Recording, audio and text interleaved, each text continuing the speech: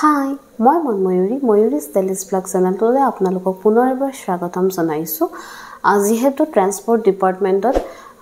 চাকৰি ওলাইছে আৰু এয়া কোনসকলে এপ্লাই কৰিব পাৰিব হে আপোনালোকে নিশ্চয় অৱগত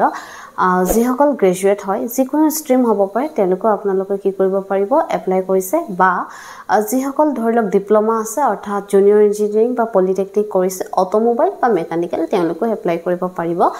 আৰু আমাৰ যেহেতু এপিএসসি এটো এক্সাম পাতিব আপোনালোকে নিশ্চয় জানে গতিকে এপিএসসি অলৰেডি তাৰ সিলেবাস দিছে আৰু সিলেবাসসমূহ কি হয় চাওক মই ইয়াৰ যেটো পিডিএফ হয় হে পিডিএফ টো মোৰ টেলিগ্ৰাম চেনেল মনময়ূৰী শৰ্মা বুলি আছে আপোনালোকে তাতে পাব গতিকে আপোনালোকে তাত গৈ পিডিএফ টো চেক কৰিব পাৰিব তথাপিতো মই এবাৰ কৈ দিছো আৰু দুখন পেপাৰ হ'ব এখন পেপাৰ আপোনালোকৰ জিকে হ'ব আৰু এখন পেপাৰ আপোনালোকৰ transport and traffic rules related question আহিব গতিকে যিখন আপোনালোকৰ জেনাৰেল ষ্টাডিজৰ পেপাৰ হ'ব তাতে কি আহিব চাওক কাৰেন্ট এফেয়াৰ্স আহিব স্পৰ্টছৰ বা বুক অথৰ নেম এনেকুৱা ধৰণৰ আহিব ইকোনমি অফ ইণ্ডিয়া হিষ্ট্ৰী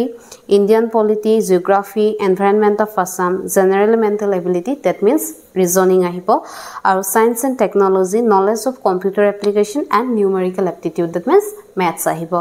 আৰু যিখন সেকেন্ড পেপাৰ হ'ব হেখনত আপোনালোকৰ কি আহিব চাওক motor vehicle act traffic rules and regulation route safety vehicle maintenance and pollution control transport administration motor vehicle insurance accident and investigations and public transport system এনেকুৱা ধৰণৰ আহিব গতিকে আৰু আপোনালোক সকলোৱে জানে যে সকলে দিছে বাকি যি সকলে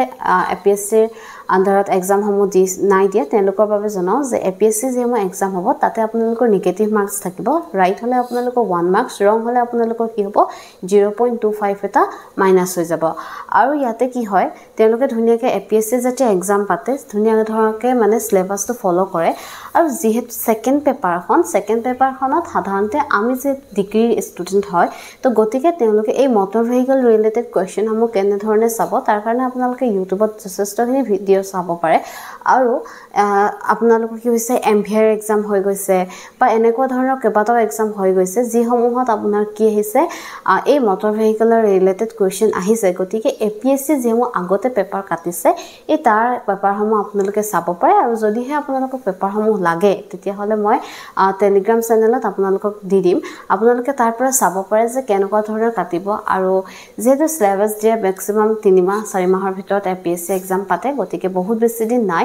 আৰু ইয়াতে চাওক এটো এক্সামত আপোনালোকৰ কি হয় মানে সৰি এটো জবত আপোনালোকৰ কি হয় 22000 আপোনালোকৰ pay scale 9400 grade pay that means আপোনালোকে চাকৰি জয়েন কৰিয়ে around 45000 46000 এটা স্যালাৰি হাতত পৰিব গতিকে আপোনালোকে এটো এক্সামৰ কাৰণে খুব ভাল ধৰণে প্ৰিপাৰেচন কৰক আৰু 27 টা পোষ্ট আছে এই ভিডিওটো ইমানতে সামৰণি মাৰিছো আপোনালোকক যদি যে কোনো ধৰণৰ কিবা গাইড লাগে কিবা কোৱেশ্চন পেপাৰ ৰিলেটেড এনেকুৱা ধৰণৰ লাগে তেতিয়া হলে আপোনালোকে কি কৰিব পাৰে মোক ইনষ্টাগ্ৰামত ডিএম কৰিব পাৰে আৰু ভিডিওটো আপোনালোকে লাইক শ্বেয়াৰ এণ্ড সাবস্ক্ৰাইব কৰিবলৈ কিন্তু নাপাহৰিব বাই